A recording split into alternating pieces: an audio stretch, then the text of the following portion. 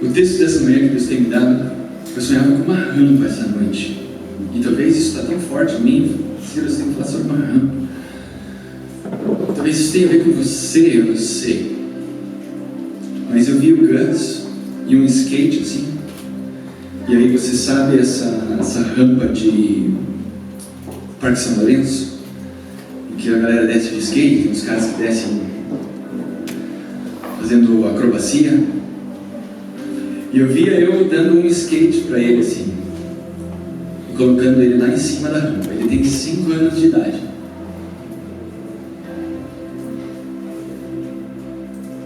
E aí naquele mesmo momento veio um medo assim, mas eu vou soltar ele sozinho nessa rampa. Vai dar ruim, né? Ele vai sair esfolado lá embaixo. Porque, E eu tava naquela luta entre deixar ele ir e segurar o skate e dizer, não, eu vou com você. Deixa que eu vou com você.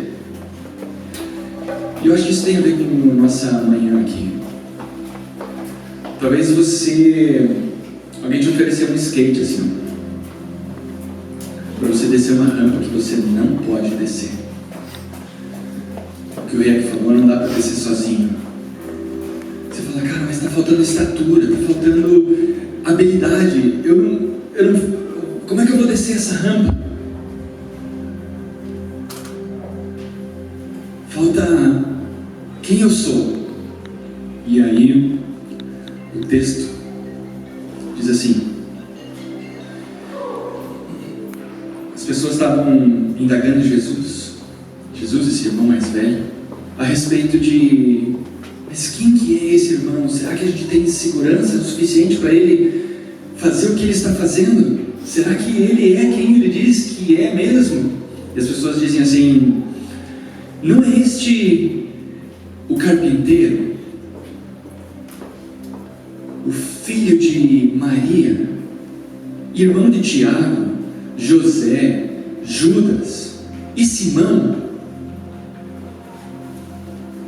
E não vivem aqui entre nós as suas irmãs? E escandalizavam-se nele.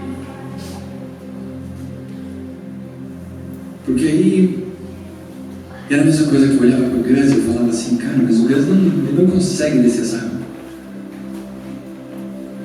E talvez você, nessa manhã, esteja preso em Nazaré. Perceba que alguém olhando para você, assim como eu olhando para o Gus, e eu achava que ele não podia descer a rampa.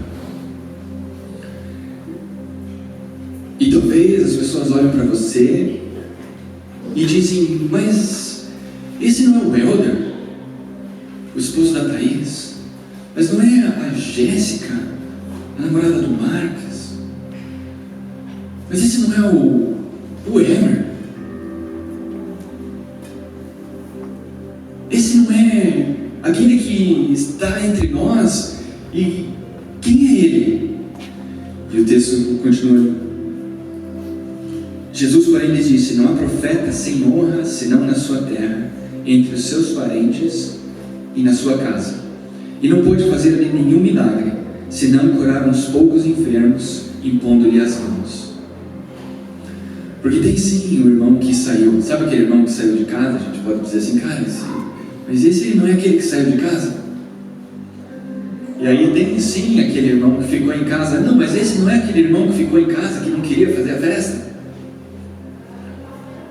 E nós vamos encontrar na igreja diversas figuras, e nós podemos ficar presos numa delas, imaginando que a gente é aquilo que dizem que a gente é, aquilo que os nossos feitos dizem que a gente fez, ou aquilo que as pessoas rotularam a gente para dizer que a gente era. E talvez você esteja rotulado, e você olha para esse teu rótulo e você acha que você pode ir até onde o rótulo diz que você pode. E as pessoas aqui, eu vou dar outro exemplo, lá em João, quando Jesus começou o ministério dele, entenda que Nazaré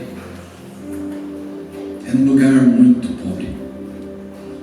Era um lugar como se hoje nós fôssemos trazer aqui a favela do Parolim, perto, fácil de... Sabe a favela do Parolim? Então imagina que alguém nasce na favela do Parolim. E aí, de repente ele está aqui no púlpito, você fala, mas esse não é aquele que nasceu ali, na favela do Parolim, que cuidava do carro aqui, que era carpinteiro? Não é ele. E nessa perspectiva, as pessoas perdiam a perspectiva e a visão clara de quem era Jesus. Porque Jesus é a minha e a sua cara. Ele tem a minha e a sua humanidade. E a gente se perde na nossa humanidade. A gente olha para aquilo que a gente fez ou para aquilo que a gente deixou de fazer e a gente acha, não, mas é que eu sou esse carpinteiro, eu sou filho de Maria, eu sou o filho dessas irmãs, eu sou daqui. E a gente fica preso numa perspectiva inferior. A gente tem uma sinapse na nossa cabeça, que nós falamos hoje de manhã, e a gente reforça esse pensamento dizendo que, mas eu sou falho, afinal errar é humano, não é assim? Errar é humano, eu sou humano, eu erro, eu sou falho, eu não sou capaz, como eles acham que eu sou. E o que as pessoas estavam presas aqui nesse texto do Novo Testamento, eles estavam presos nessa ideia de que Deus não pode ser humano. Deus não pode ser eu e você. E talvez você no teu dia a dia seja como nos meus dias, porque a gente sai daqui ou a gente sai da igreja e lá no nosso dia a gente é a gente mesmo.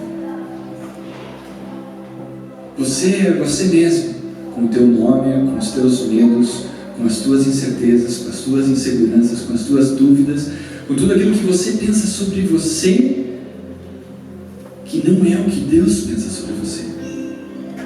E a gente está preso num pensamento que nos limita a Nazaré, que nos limita a um lugar físico aqui, onde as pessoas olhavam para Jesus e só podiam ver um humano, não conseguiam enxergar o ser divino que existia atrás daquele título, Jesus de Nazaré.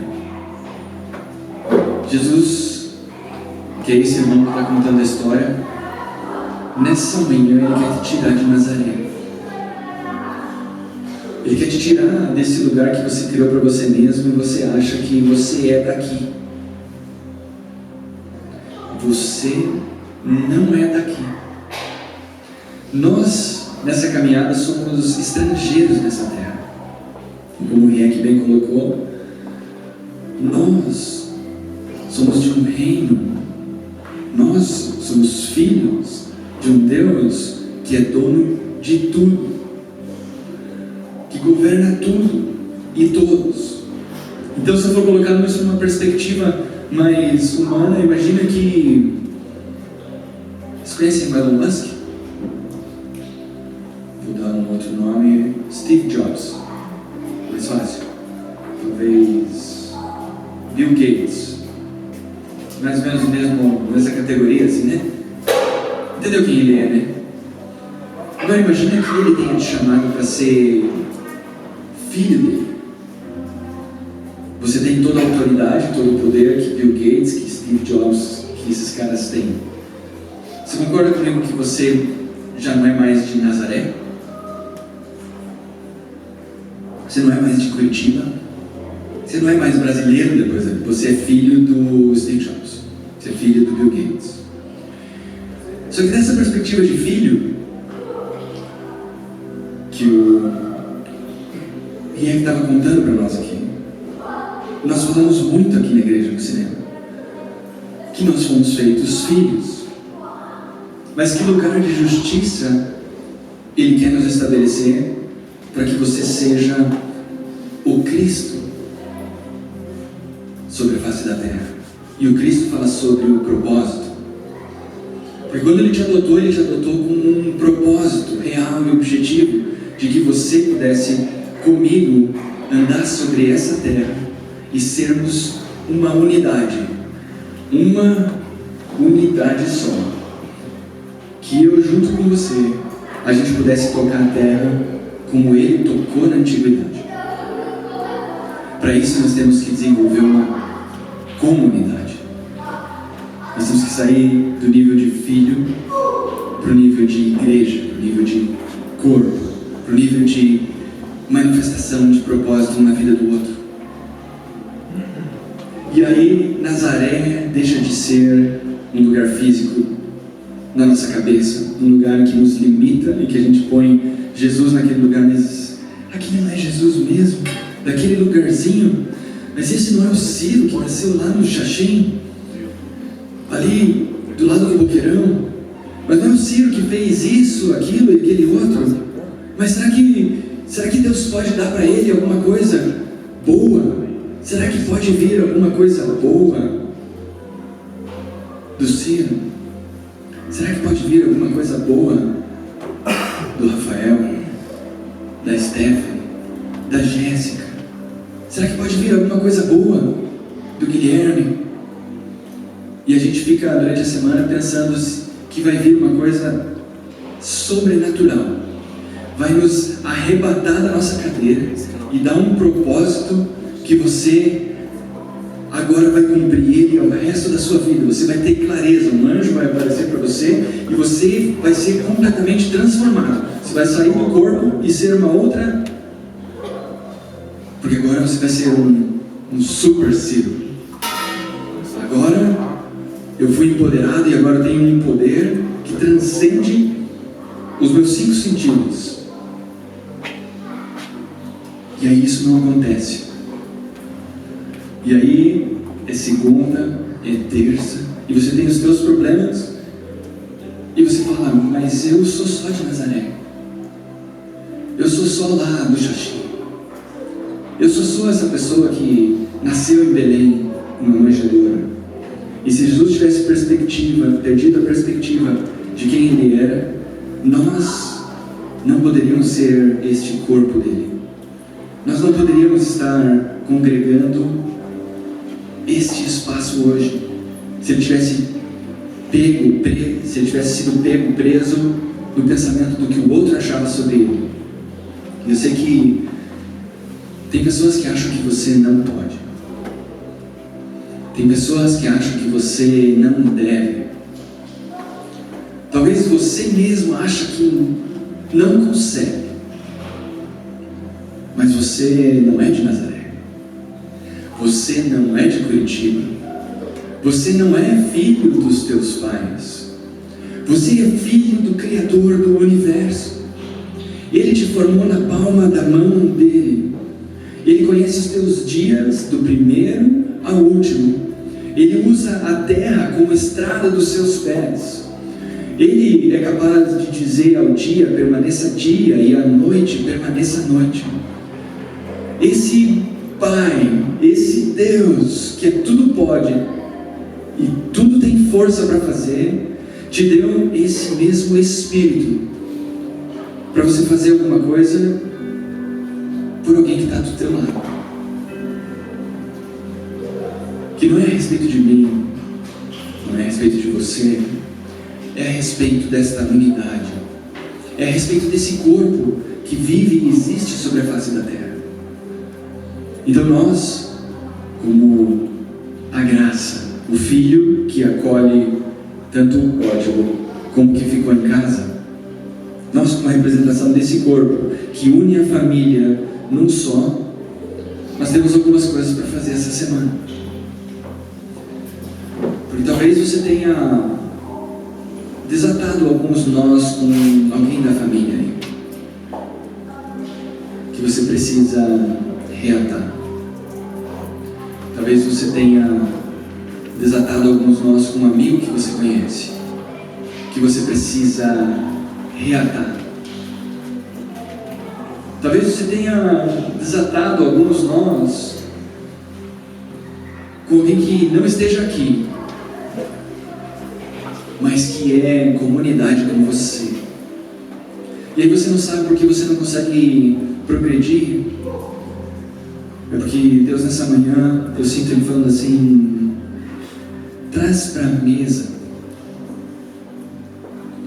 Você não vai conseguir descer sozinho essa rampa. Você precisa de um irmão mais velho. Você precisa de alguém para te ajudar nessa caminhada. E era isso que eu me perguntava nessa semana: Senhor, quem é esse irmão mais velho? Quem é este Jesus que começou tudo isso de verdade? E aí Ele apontava para mim uma comunidade. Ele apontava para mim que não é possível eu encontrar Jesus sozinho no meu quarto. A gente quer encontrar Jesus sozinho no quarto. Só dá para encontrar Jesus em 2 ou 3. E como é que Ele falou?